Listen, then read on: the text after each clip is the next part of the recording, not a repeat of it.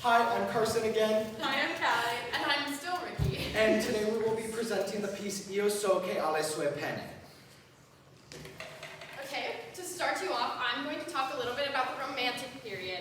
The Romantic period spans from 1820 to the 1900s-ish. It's built on concepts from the classical period and uses the same instrumental groupings like orchestras, but it also uses some more new ideas. Next it says accessibility up there, but I'm actually going to go to technological developments because I think it makes more sense that way. Technological developments helped improve and invent new instruments such as the flute, the oboe, the saxophone, and even the tuba. Conservatories were even built since more interest in music was given after this. Now I'll go into accessibility. Accessibility to music was a large focus in the Romantic period, as the composers started composing music for different types of audiences in mind instead of just set ones. Complexity is also a big thing in the Romantic period, such as chromatic harmonies and dissonance becoming more popular, and including dynamics and articulations in music. The combination of music and literature was a prime focus as well. So more solo music was included because it told a deeper story and it was more commonly created and performed because of that. That is where opera also became more prevalent. All right.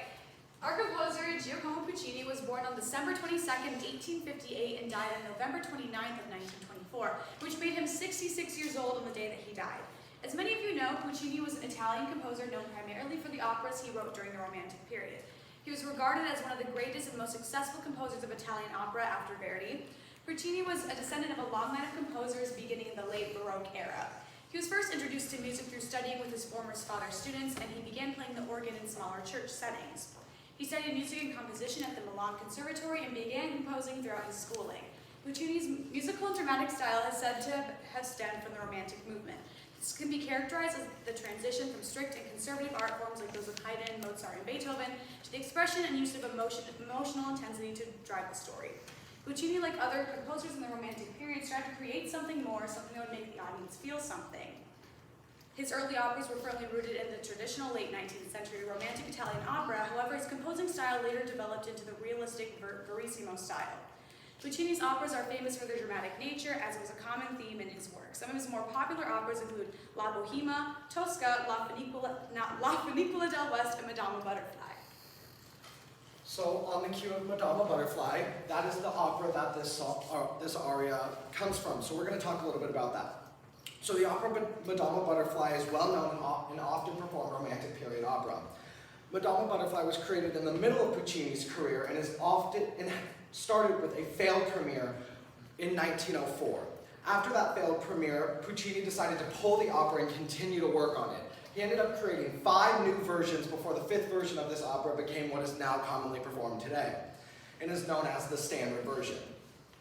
The opera explored a topic that was not common in Italian opera, Japanese culture. In order to effectively create this atmosphere that Puccini wanted, he questioned artists and representatives of Japanese culture and transcribed melodies from records sent from Tokyo and studied collections of Japanese songs. The exoticism of this opera carries great weight. Almost half of the first act alone is dedicated to Japanese color, built on authentic themes, at least 10 of which have been identified as genuine or arrangements of genuine Japanese themes. What did we learn? You may be wondering, why are we here? We'll get to that point. We learned that the use, how it conveyed emotion was usually by use of exotic chords and dynamics and rhythms and etc. We also learned that his research into Japanese culture helped him compose this great opera, which is something we didn't believe would happen. And our own research into him and his opera has helped us convey the message that we will give while singing this opera, and may someday help us also maybe write an opera. And last but not least, on my part of this slide, I'm going to tell you about how it influenced later shows and stuff, such as musicals. One of the most famous musicals out there, Miss Saigon, is very closely based on this opera, and you can notice it by the storylines. All right, and some of our difficulties as we were trying to learn this piece was the piece has a lot of polyphony in it, Each voice part has a melody line and rhythm that's completely independent of one another. It was difficult putting all the voice parts together. We learned about the importance of textual stress, specifically in relation to opera and storytelling. The lines in the song are the dialogue, thus adding and telling the story. Textual stress is crucial when this is the case. And also, adding the piano was like an entire other beast that we needed to conquer in this. It was like adding 3 or more vocal parts with their own polyphony in it. So it was interesting to see how much of our parts were carried in the piano part, and how much, surprisingly and tragically, weren't carried in the piano part when we could have used it to help us out a lot. So now I'm going to talk a little bit about the piece itself. Io so che alle sue Pene is an aria in the 3rd act of this opera. Leading up to the aria, U.S. Navy Lieutenant Pinkerton, performed by Ricky, marries a Japanese woman while stationed in Japan. After returning to America for 3 years, he marries an American woman. Upon his return to Japan, the American consul, Sharpless, performed by myself, informs him of the birth of his child to his Japanese wife. During this piece, Pinkerton and Sharpless are telling Madame Butterfly's servant, Suzuki, performed by Callie, that she must convince Pinkerton's American wife to take the child back to America.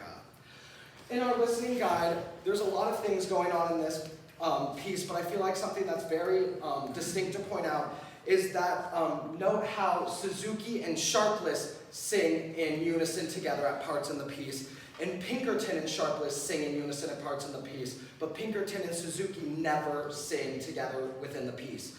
This musical device of unison is representing how Sharpless is acting as a middleman between Suzuki and Pinkerton, as they never fully interact in this piece. Our next slide contains just a little bit of the music that we're singing. It's kind of hard to see, but you can kind of see how the lines interact with each other. And the next slide has our bibliography. But we'll go back to the listening guide to be able to see this so you can follow